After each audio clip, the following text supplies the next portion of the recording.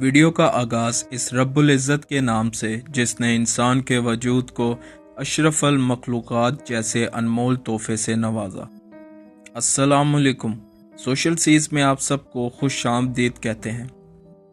Video کو شروع کرنے سے پہلے آپ سب سے ایک چھوٹی سی گزارش ہے۔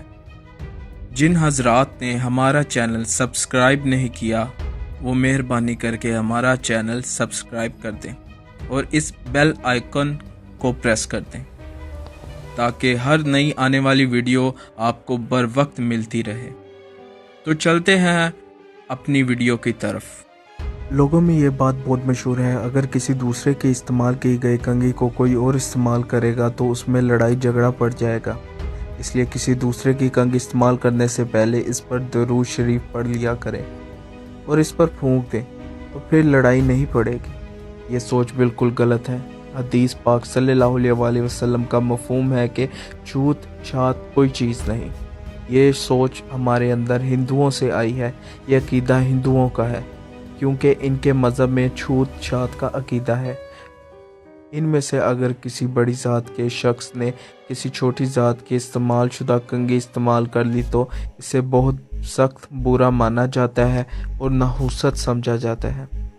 درود پڑھنا بہت اچھی بات ہے، مگر جس نیت کے ساتھ پڑھا جا رہا ہے وہ درست نہیں، کیونکہ اسلام میں جس کسی غیر مسلم کا جھوٹا استعمال کرنا جائز ہے تو کسی دوسرے کی کنگھی کر لینا کیسی لڑائی جھگڑے کی وجہ بن سکتی ہے۔ اللہ تعالی ہم سب کو ہدایت فرمائے، آمین یا رب العالمین۔